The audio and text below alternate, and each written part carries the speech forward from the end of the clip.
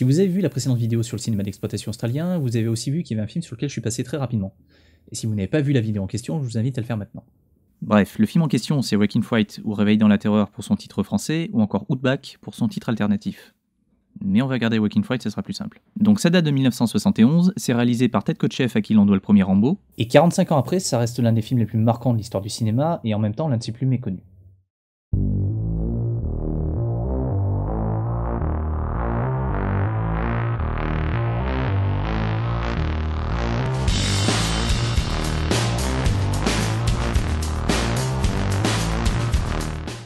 Ted Kotcheff est un cinéaste canadien, et comme beaucoup de réalisateurs étrangers venus tourner en Australie à cette époque, il se retrouve vite confronté à un monde qui lui est inconnu, et donc pas mal de choses qu'il ne comprend pas. Chargé d'adapter le roman 5 matins de trop de Kenneth Cook, sorti 10 ans plus tôt, Kotcheff ne va pourtant pas y aller par 4 chemins. Afin de coller au plus près du bouquin, Kotcheff va passer 3 mois à Broken Hill, un village industriel complètement paumé qui a servi d'inspiration pour le roman de Cook.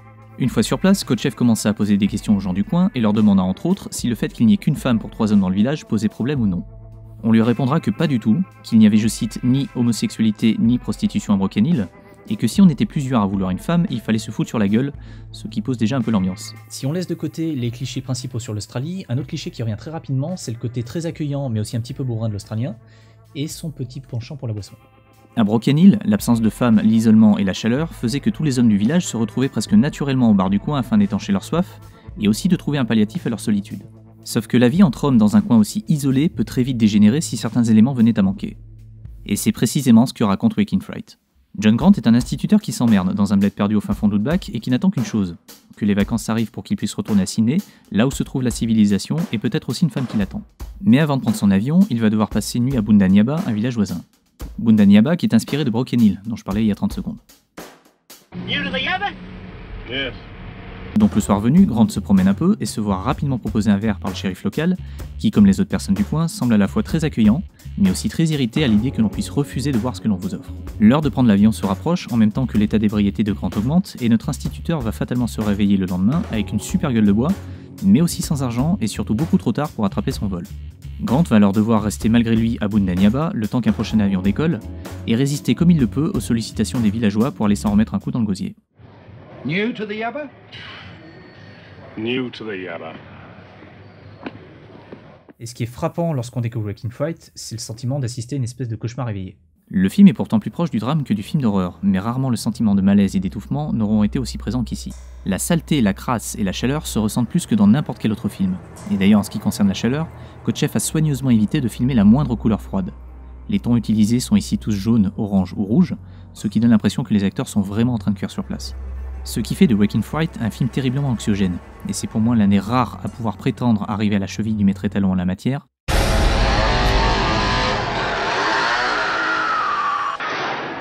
The Texas Chainsaw Massacre.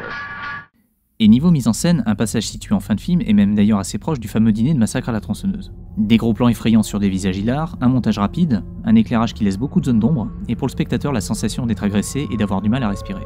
Ce sentiment d'étouffement est d'ailleurs paradoxal car quasiment toute l'histoire se déroule dans de grands espaces et en plein jour, le personnage de Grant n'est donc pas enfermé, il est juste piégé.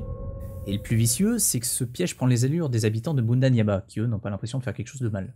Picoler comme des bœufs, faire de la merde puis cuver dans sa crasse ou son vomi pour ensuite remettre ça le lendemain fait clairement partie de leurs habitudes, et pour certains c'est même leur quotidien, et celui qui a le malheur de ne pas partager ça avec eux sera immédiatement montré du doigt, jugé et mis à l'écart. Et même les personnages du film qui de par leur métier semblent être dignes de confiance, comme le shérif ou le docteur, se révèlent finalement être exactement comme les autres. Le shérif est censé faire respecter la loi, or il ne fait respecter que ses propres lois, non celles qui consistent à faire boire tout le monde, et en particulier les nouveaux arrivants à Bundanyaba. Quant au docteur, joué par Donald Pleasence, il est probablement le pire de tous, car comme Grant il est cultivé, mais il semble par contre prendre un malin plaisir à patauger dans la crasse et à y rester. Il va d'ailleurs être présent pendant la quasi-totalité de la descente aux enfers de Grant, lui renvoyant constamment une image de ce qu'il pourrait devenir, et peut-être même aussi de ce que Grant est en réalité au fond de lui. J'y reviendrai un peu plus tard. Lorsqu'on découvre le personnage de Grant au début du film, on voit vite qu'il ne colle pas avec le cadre. Cultivé, propre sur lui, légèrement hautain et même parfois un peu moqueur, il représente l'homme civilisé, celui qui vient de la ville et que la campagne n'enchante pas des masses. Il n'y a qu'à le voir attendre impatiemment que l'horloge sonne face à ses élèves en début de film pour s'en rendre compte. N'ayant plus d'argent en poche et afin d'éviter de dormir dans la rue après avoir raté son vol, Grant n'a pas d'autre choix que de se faire berger chez Himes, un homme qui lui aussi semble très porté sur la boisson. Une fois installé mais désireux de fuir la soirée alcoolisée qui s'annonce, Grant va se rapprocher de la fille de Himes, Janet, qui au passage est jouée par la propre femme du réalisateur. Mises à l'écart par les hommes qui passent plus de temps à picoler qu'à être avec elle, les femmes du village rêvent tout d'un ailleurs et d'autre chose, mais sans jamais pouvoir l'obtenir. Janet va voir en Grant une porte de sortie, mais leur relation tournera court rapidement. Elle réalisera que Grant n'étant rien différent de tous les hommes qui ont précédé, on apprendra d'ailleurs plus tard qu'elle a couché avec beaucoup d'hommes du village, chacun étant sûrement pour elle une potentielle chance de quitter Lootback, avec malheureusement autant de déceptions à l'arrivée. De retour chez Himes et de nouveau entouré d'hommes, Grant va très rapidement perdre pied une nouvelle fois et se retrouver au même niveau que ceux qu'il répugnait. Grant va même toucher le fond et être entraîné dans une partie de chasse aux kangourous qui va virer au carnage. Cette scène est certainement la plus marquante du film, car une bonne partie de ce que l'on voit à l'écran est réel. Kotcheff a tenu à filmer une vraie partie de chasse. Il racontera plus tard que les chasseurs engagés étaient tous pétés au whisky, et qu'arrivé à un certain stade, ils commençaient à rater leur cible, donc à blesser les kangourous au lieu de les tuer. Évidemment, je ne montrerai pas ici les images en question, mais pour info, sachez juste que cette scène a tellement remué les gens à l'époque, qu'une loi sera ensuite votée pour établir des quotas, et éviter que de tels massacres ne se reproduisent. En faisant culminer la scène avec un affrontement à main nue, auquel Grant participera, Kotcheff montre une fois de plus la bêtise de l'homme, et comment il peut rapidement devenir un animal finalement pas très éloigné de ceux qu'il chasse. Ce besoin d'action, de violence et plus généralement de contact physique de la part des hommes de Lootback est d'ailleurs présent à plusieurs reprises dans le film. Les femmes étant absentes ou délaissées, les hommes se rapprochent naturellement entre eux, et leurs échanges, leurs bagarres deviennent de plus en plus ambigus, à l'instar du docteur qui est sûrement le personnage le plus complexe du film. D'ailleurs, le personnage de Grant va continuellement alterner entre attraction et répulsion face à tout ce qui l'entoure. Mais après s'être retrouvé dans des états lamentables et avoir commis des horreurs, il finira par comprendre que tout cultivé et civilisé qu'il soit, il ne vaut pas mieux que les habitants de Bundanyaba, car au fond de lui, il n'est pas différent de ceux qu'il méprisait. Peu importe notre rang social, qui on est et d'où l'on vient, face à Lootback, on ne peut pas faire grand-chose.